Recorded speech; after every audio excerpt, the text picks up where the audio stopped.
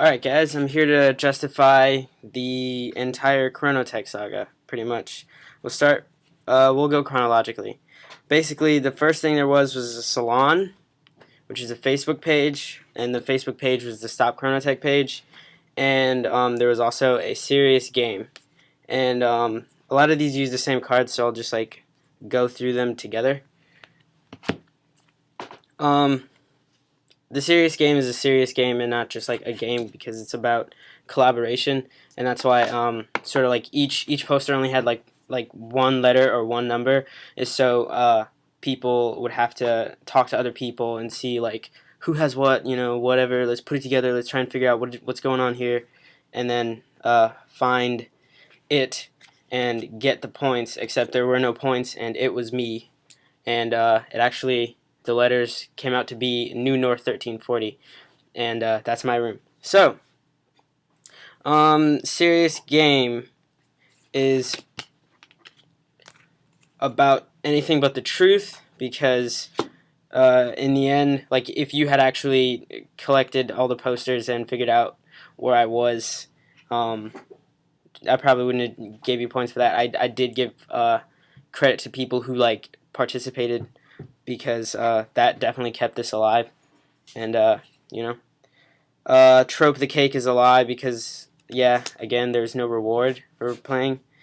Involving a scam, because it's posted a lot oh, if you get these posters and get them to us instead of giving them to Chronoteck, we're gonna we'll reward you. There's no reward.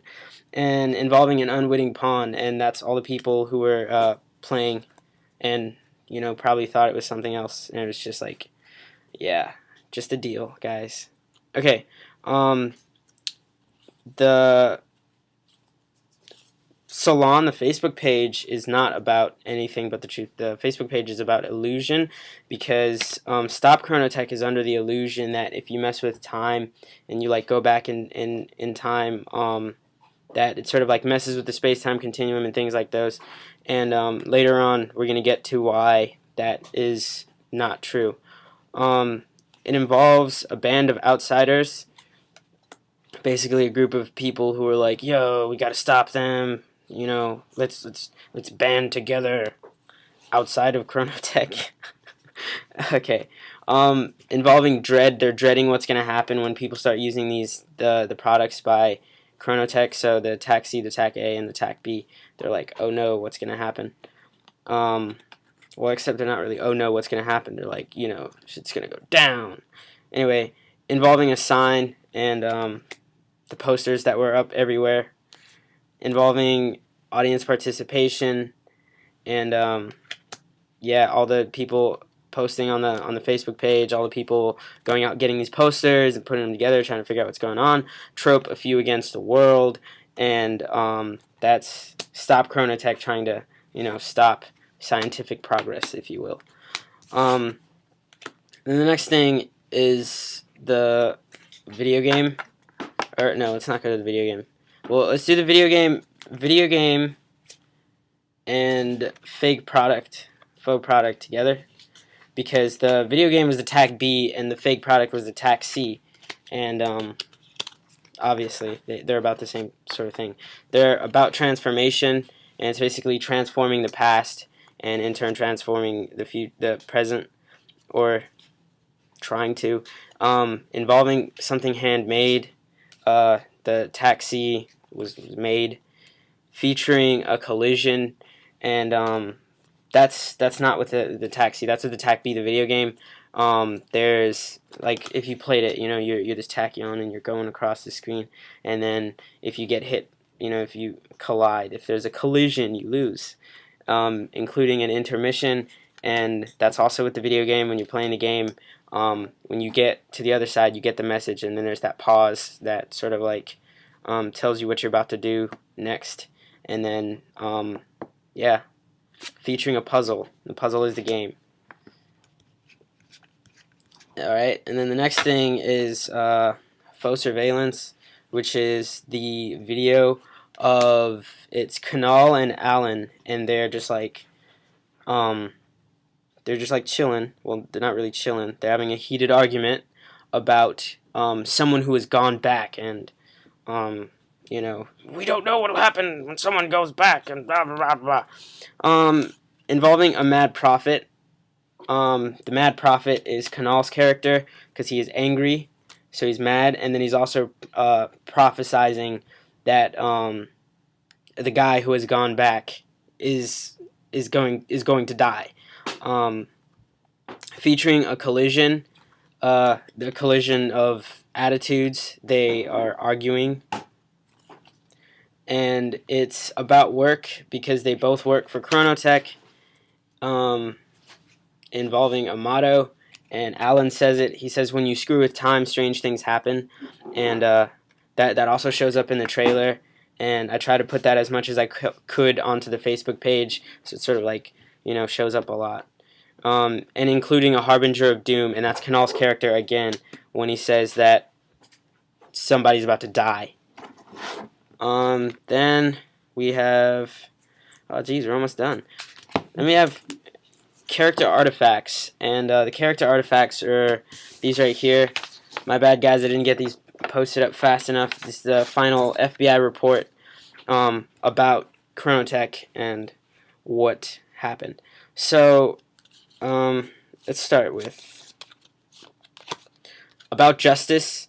Obviously the FBI comes in and kicks down Chronoteck's door for committing crimes involving found footage. They found the footage of Alan and Kanal talking about someone who has been sent to their death by being sent back. Involving an invasion, the FBI invade the Chronoteck headquarters. Involving a chase, the FBI is chasing Chronoteck. Involving an elaborate ruse, Chronoteck has pretty much like put up this like long thing where they've been like evading everybody and pretending that they are just this company who's trying to make these products and these Tech C, Tech B, and Tech A.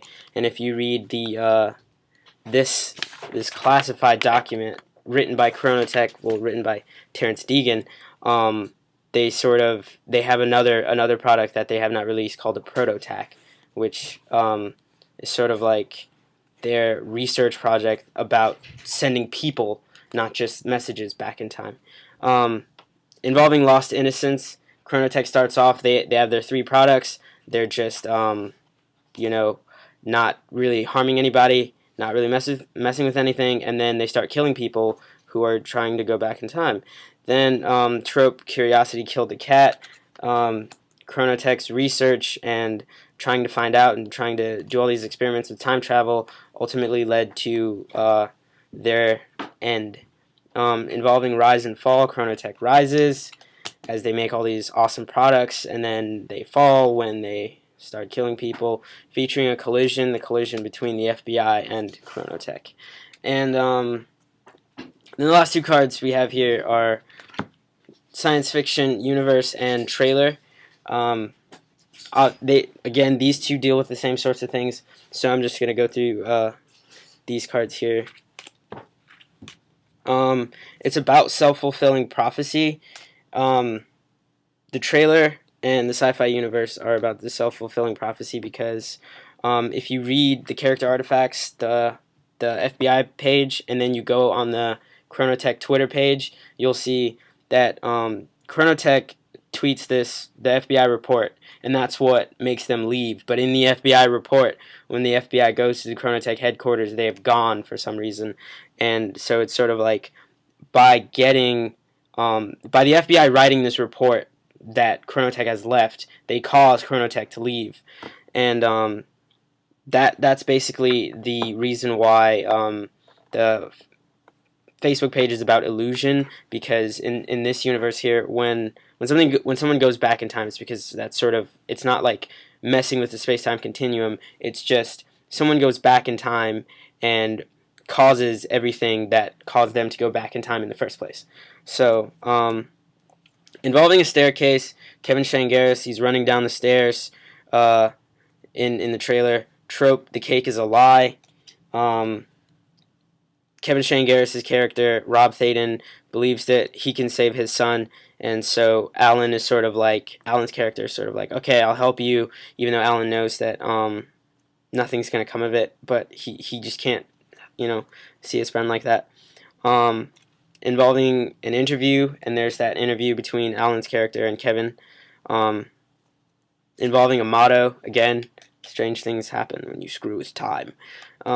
Involving a family, Kevin Shangaris is Cody Lawrence's father, and so he goes back in time to save him. Involving a code, the code is $3.51. This is also part of Terrence Deegan's classified paper here, where it says that the Chronoteck is it's like hidden and guarded, and you have to put $3.51 into a vending machine, into a specific vending machine, and then that's what allows you to use it. It's really read it.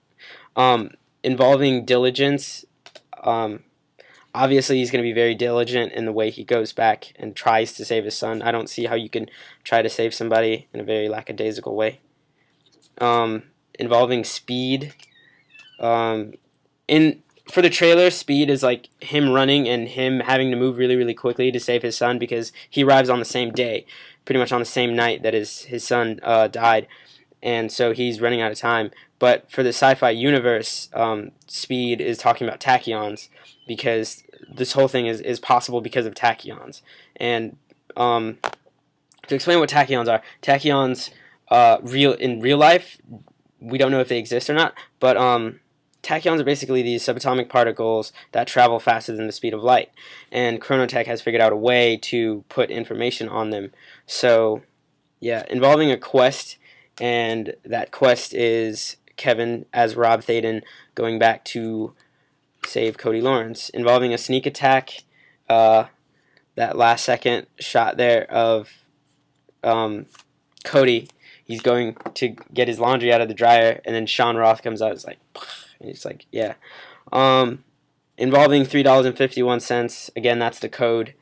And in the trailer, it shows up when Kevin, he's looking in the mirror, and he looks up all dramatically, and then he looks over, and it's $3.51 there. Featuring a narrator. The narrator is Kevin, and partly Kevin, partly Alan in the trailer. Including a symbol of hope. And that symbol of hope is sort of like Chronoteck and their technology. It gives him hope, like he has a chance to save his son. So, including emotional disconnect. The emotional disconnect is for the entire universe. It's sort of just like the general way that Chronoteck is approaching time travel. Just look at it from a non-emotional way.